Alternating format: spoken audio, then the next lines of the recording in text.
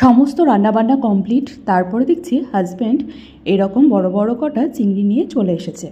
তো কি করব, এই গলদা চিংড়ি তো যেন তেন প্রকারে খাওয়া যাবে না, তো একে ভালো মতো একটু রান্না করতে হবে। তো বাড়িতে নারকেলটাও নেই, তো ভাবলাম একটু সর্ষে পোস্ত দিয়ে বেশ ভাপা করি, একদম জমে যাবে। তো দেখো চিংড়িগুলো পুরো পরিষ্কার করে আমি ছাড়িয়ে নিয়েছি, একদম গোটা খোলাটা ফেলে দিয়েছি, সামান্য একটু রেখেছি। কারণ কি, একটু খোলা না রাখলে না আমার মনটা খুব খারাপ হয়ে যায়, চিংড়িগুলো একদম গুটি ছোট ছোট হয়ে যায় রান্নার পর। তো দেখে না খুব মনটা খারাপ লাগে যে এত বড় বড় চিংড়িগুলো এইটুকু হয়ে গেল।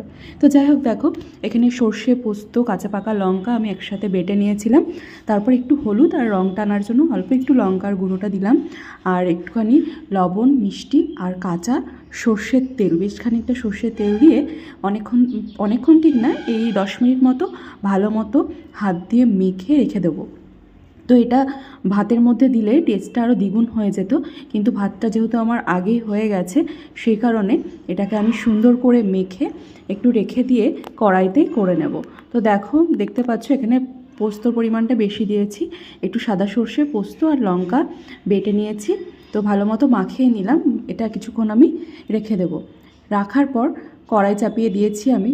দেখো, তো কড়াইটা গরম হয়ে গেলে আর তেল দেব না। তো এখানে আমি মিষ্টিটা দিতে ভুলে গেছিলাম, শেষে দিলাম। তো দেখো খানিকক্ষণ ঢাকা দিয়ে রেখে দিয়েছি।